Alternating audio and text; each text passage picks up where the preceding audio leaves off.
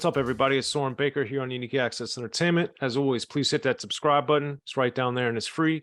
That enables us to keep coming to y'all as often as possible with as many interviews as possible. So please hit that subscribe button, like our content, share it, talk about it, be about it. And if you haven't already, please join.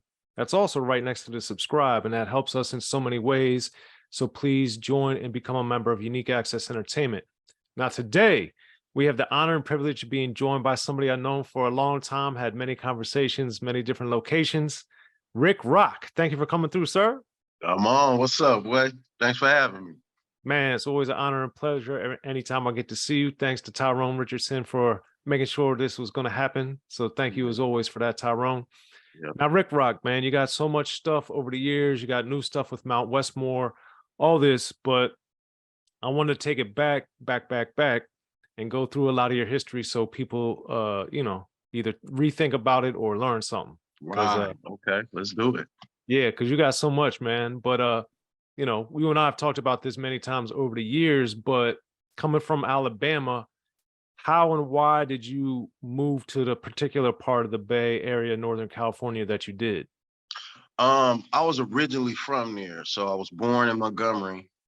And before 1 year old, my mom moved to first Philadelphia and then to the North Bay, and then I just been there. And so in them 80s, man, in the crack era kind of shit was going down. But I ended up going back to Montgomery. My mom was already gone.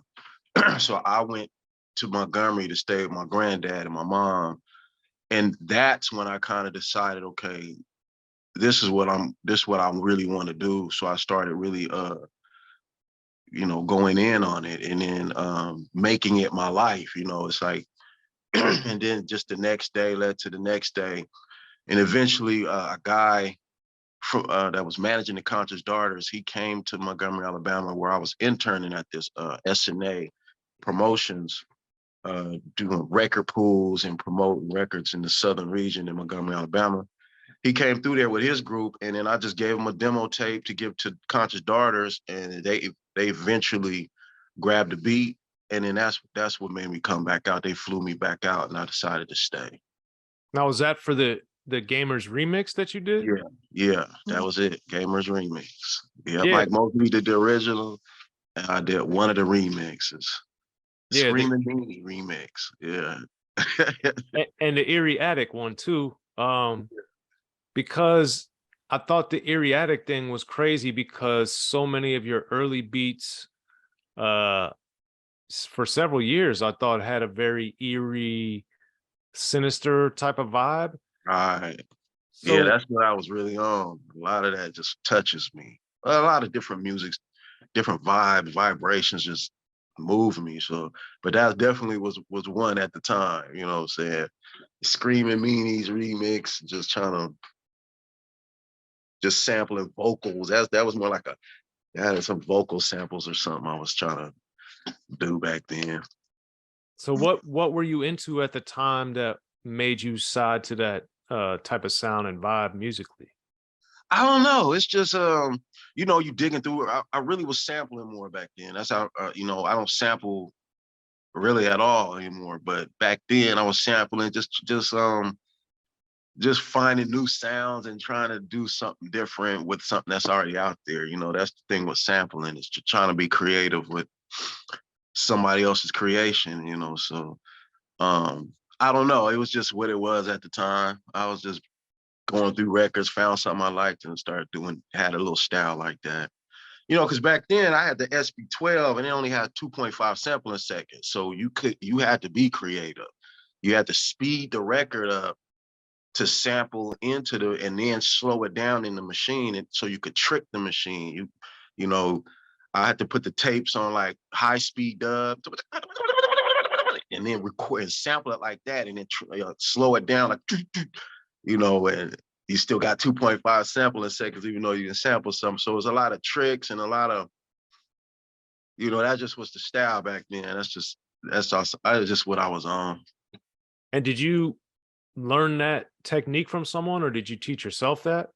Yeah, no, I learned that from Dr. Fingers. Dr. Fingers, Algernon Franklin in Montgomery, Alabama, he's the one who taught me that trick and, you know, taught me how to use the SB12 and make beats, find samples, you know, drum, how to, you know, sample a snare and a kick and, or whatever, you know.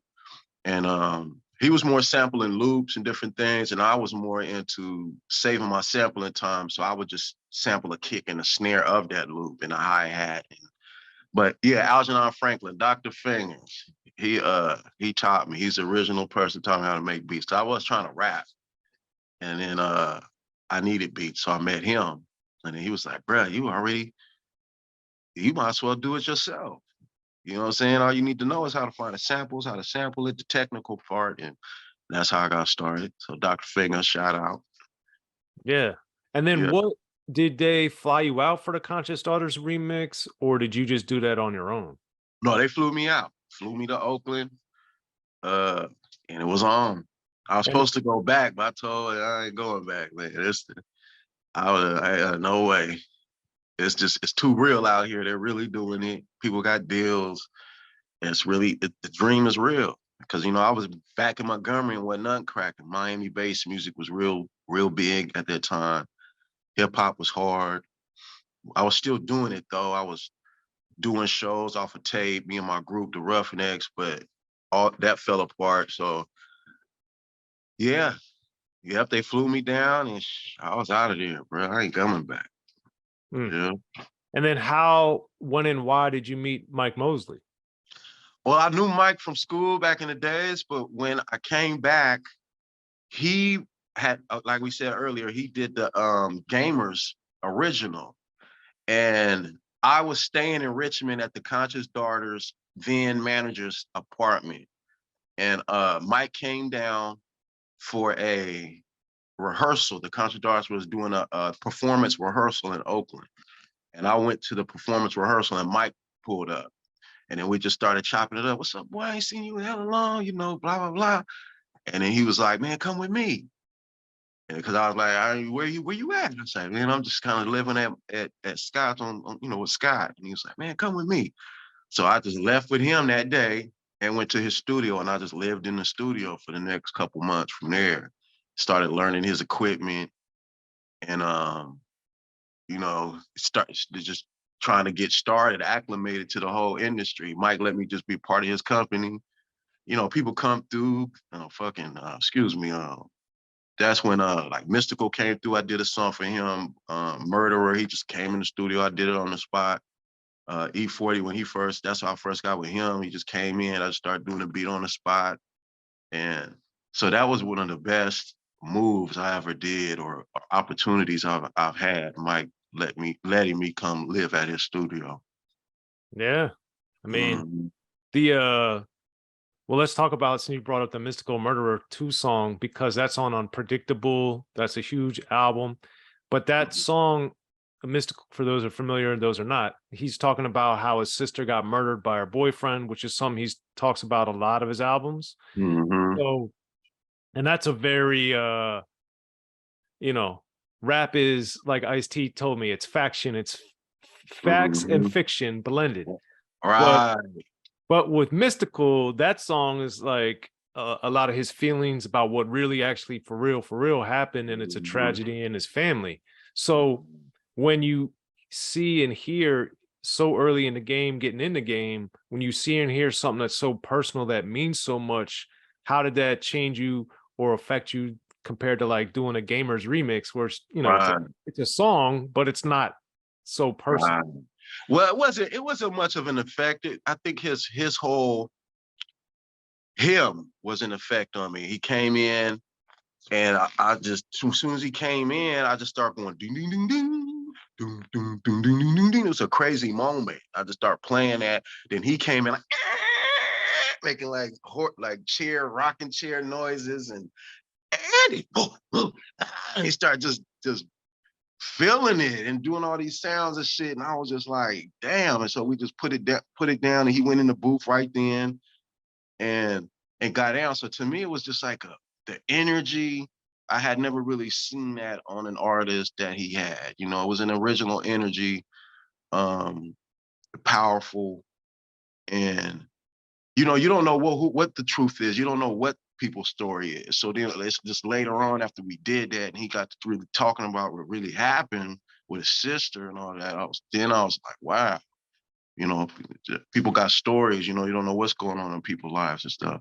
But what I really remember is the energy and just the organicness of the whole thing, how I was just doing that. He walked in and starts making noises, and next thing you know, we're recording it, and I'm on the album, Masterpiece, calling my auntie's house in Alabama, looking for me and shit. It's just like, it really happened. So, yeah, that's what I get from that. But it really wasn't much as far as changing me or anything like that. But it was just a crazy experience, dope experience, yeah.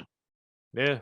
And Because it's another, how a record happened organically. I'm in Montgomery and I can't get a record done with anybody. And then just to see how shit just happens organically when you just, you know, it's not that hard. A lot of special moments just happen organically. And those, that's one of those good moments for me. I really, I love that moment, how it happened, yeah.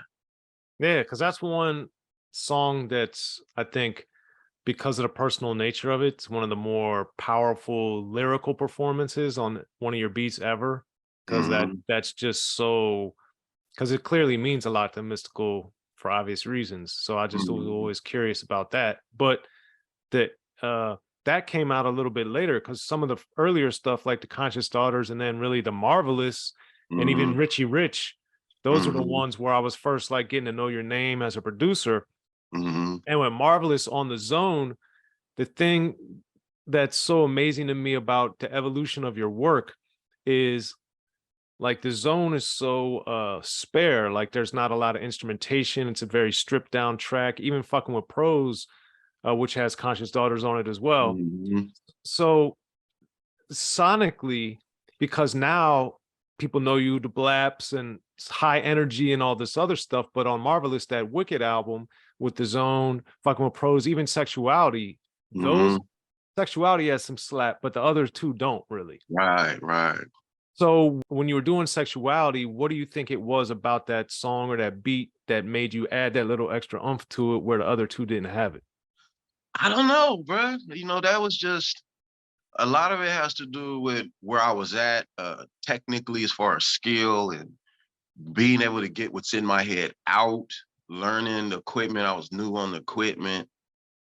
Basically, everything I was doing was a first time thing. I had never played keyboards, and when I came down to the Bay, that was mostly what you did. You was mobbed out, keyboard wasn't really sampling, and so I was actually learning on the spot and getting to learn with good artists, you know, and I don't know. Plus, it a lot of the sessions have to do with the artist and what they want. Oh, that's dope. I like that. Leave it like that. You know, shit like that.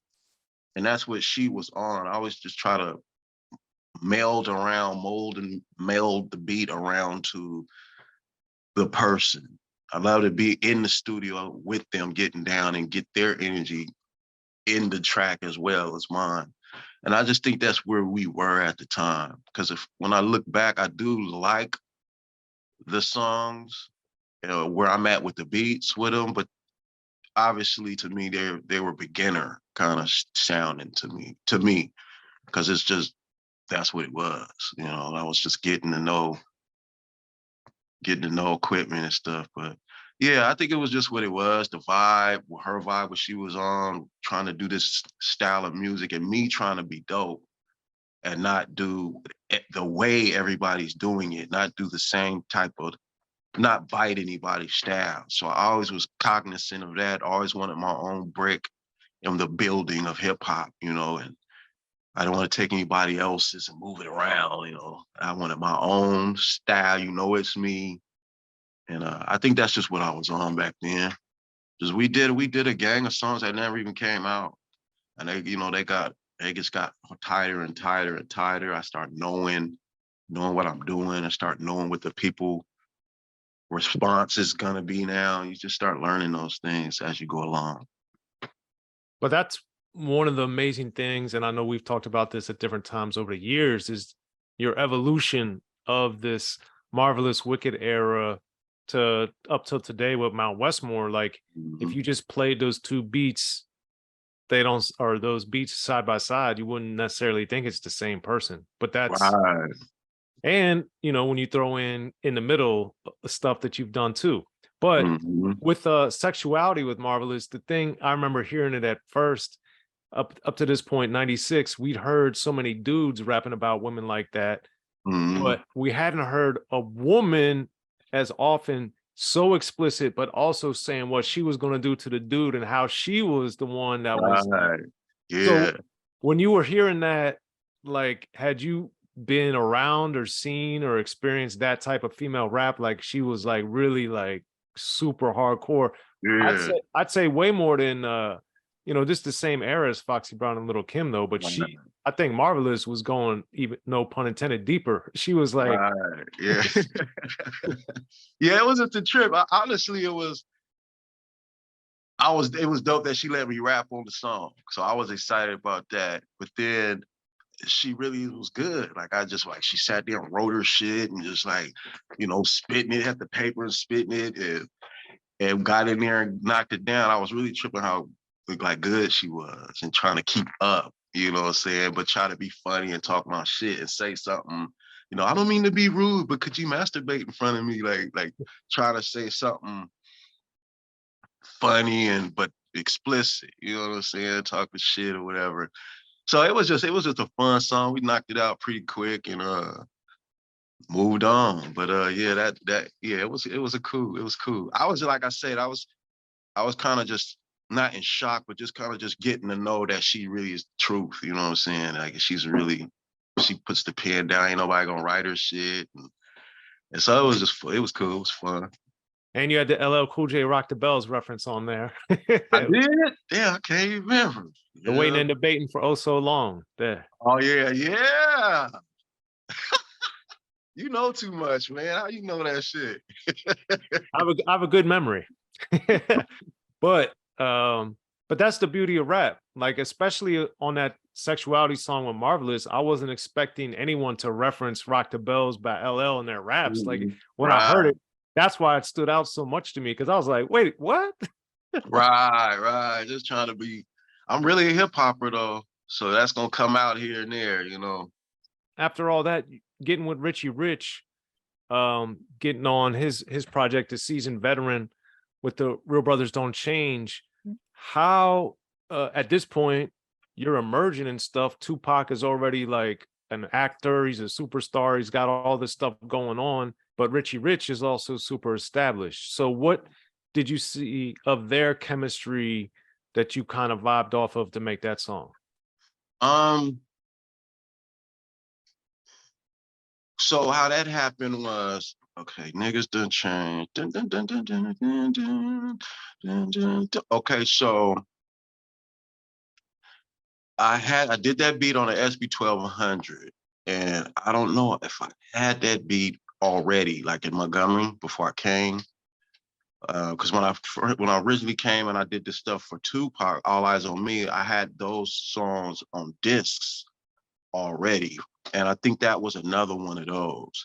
So I ended up playing it for Richie Rich, and he just was like, "Oh, I'm fucking with it." Like he fucking with it, whatever. So he got the beat, and I was actually back in Montgomery in summer or something, visiting family, and I got the call. So it was him and Tupac on the phone, and they were recording it and letting me hear, what they were doing. And I was like, damn, that shit, them motherfuckers really, Pac is really, there, he doing it. I was excited, but I wasn't there when they recorded that. So he called me and let me hear about it. And that's basically all it was on that one, because I wasn't there when Pac got down. And I wasn't even there when Richie Rich got down on that song. So they called me and just let me hear it over the phone. And that's actually how that happened. Mm. How did you Mhm. get in touch with Richie Rich? Well, I think he came through Mike Mosley's studio, um, looking to get down with Mike Mosley. And I'm not sure how we connected. I believe at that time he did a deal with Def Jam, and Russell Simmons was really behind him or whatever. And he was just looking for beats, and I was just trying to. It might have came through Mike Mosley. Everything probably came through Mike Mosley. That's probably how I even got to him. at all. Like, you know, send them the beats or give them the beat or however I did it. So I say it was Mike Mosley. Just like that studio was, like I said, it was active. People just slide through, and if you get down, you got on. You know what I'm saying? So I get down on the spot mostly all the time, and that's how I would get on shit. So yeah, I think that's how it happened, probably through Mike Mosley.